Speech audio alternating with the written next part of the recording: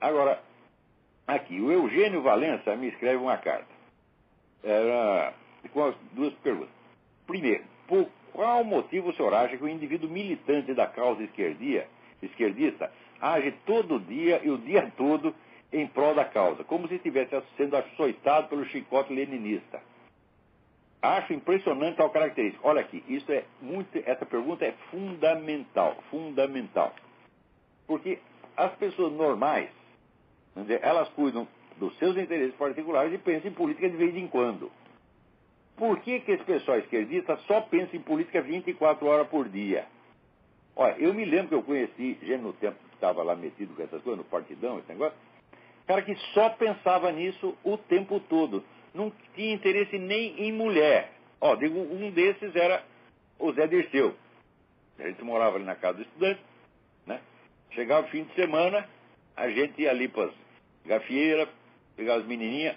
O Zé Dirceu não ia ficar tratando de interesses do partido. Ele e o Rui Falcão. Os dois eram assim. Só pensavam em Revolução Comunista 24 horas por dia. Né? Mas que coisa. Vamos dizer, a posição deles no partido tinha encoberto e comido a pessoa real deles. Não tinha mais pessoa real. Só tinha o militante. Então, é claro que isto é um quadro esquizofrênico, um quadro psicótico. É importante, porque a pessoa assume outra personalidade, ela se transfigura naquilo, ela se identifica com aquilo, tá certo? Ao ponto de que ela não tem mais interesses pessoais, por assim dizer. Inclusive, esse pessoal, quando rouba, quando mete a mão no dinheiro público, que é a coisa que eles mais fazem, eles fazem com a consciência limpa, porque eles não estão roubando só para eles, estão roubando para os outros do partido. Então, o negócio, vamos dizer, a consciência deles não dói. Desde que o partido leve a cota dele, ele pode roubar quanto queira.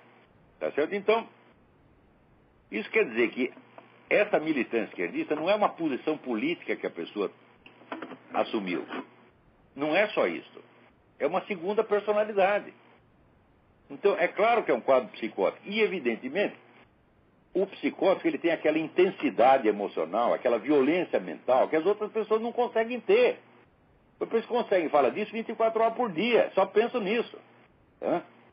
Não tem, vamos dizer, uma variedade de repertório. Se você olhar, por exemplo, você lê livros marxistas, os caras só estão preocupados o tempo todo com uma coisa, a conquista do poder. Eles só pensam nisso. Eles podem estar falando do que quiserem, qualquer assunto. O fundo é sempre esse. Nós precisamos alcançar o poder. Então, todo livro marxista é escrito por um sujeito que quer tomar o poder para outros que querem tomar o poder junto com ele. Então, eles não dizem o que estão vendo, eles não dizem o que estão sentindo. Eles dizem o que eles acham que você tem de acreditar para você dar o poder para eles. Então, é sempre uma linguagem dupla, tem dois andares a linguagem, entendeu? Se uma pessoa que está por fora, que lê aquilo, tem lá um monte de palavra em código que ele não entende, só a militância entende. A não ser que você adquira alguma prática, estude o negócio. Então, você vê, eu sempre digo que tem duas maneiras de você mentir. Uma eu chamo de contaminação, a outra eu chamo de intoxicação. Contaminação é o seguinte, você fala um monte de coisas verdadeiras ou inócuas e coloca uma mentirinha lá no meio, mas uma mentirinha decisiva, bem disfarçadinha. Então você engole aquilo sem perceber e depois aquilo vai desencadeando o efeito gradativamente, vai tomando ali o seu subconsciente e afetando o campo inteiro da sua percepção do mundo. A segunda maneira, que eu chamo de intoxicação, é o seguinte, o sujeito mentiu o tempo todo, em tal velocidade, com tal variedade, que você não aguente, você não dá para você discutir com o cara, porque para desmenti-lo você precisaria escrever uma enciclopédia. Então, por exemplo, agora lendo esse último livro do Antônio Negri, que é uma entrevista que ele deu para um outro fulano, você olha a cara dos dois, tem a fotografia dos dois na contracapa, e você olha assim, eu compraria um velocípede usado de um desses caras, fala, mas de jeito nenhum, o velocípede não vai funcionar, vai vir com o pneu furado, Você olha a cara deles e fala, pelo amor de Deus, né? Então, ali, Al Capone, Luca e Luciano, né? Então, já fiquei com medo de ver a cara deles ali atrás. Mas quando você vai ler, o Antônio Negri, ele consegue mentir com uma intensidade que ele não para.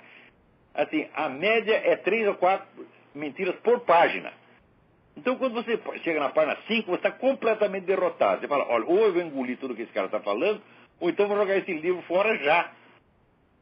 Porque é tanta mentira, mas tanta. Né? Então, como é que o cara consegue fazer isso? É porque isso não é uma posição política que ele tem. Ele não controla esse processo. Ele não está mentindo deliberadamente. Não. Ele se incorporou à máquina de mentir. Ele já se transformou naquilo. É uma segunda personalidade. Então é claro que é um quadro psicótico. Toda, vamos dizer, participação, direta ou indireta, na mentalidade revolucionária, é psicose, gente.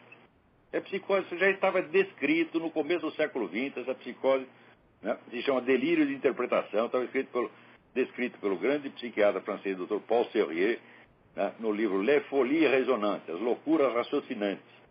É um livro de 1910. Está descrito, ele não estava pensando em política, não estava pensando em nada, ele estava simplesmente descrevendo um quadro clínico. Quando você lê, mas isso aqui é a mente revolucionária, meu Deus do céu. Então, é por isso que a pessoa não aguenta discutir com os caras, porque eles têm uma violência mental que a gente não consegue. Por exemplo, eu falei, lá no Accuracy in Media, o meu amigo Cliff Kincaid, ele faz lá uma coleção de frases aberrantes, insultuosas, absurdas, ofensivas, ameaçadoras, ditas por esse pessoal de esquerda, não acaba mais. Eles dizem assim, nós vamos matar você, nós vamos estuprar sua mulher, nós vamos matar seu filho. Eles falam assim.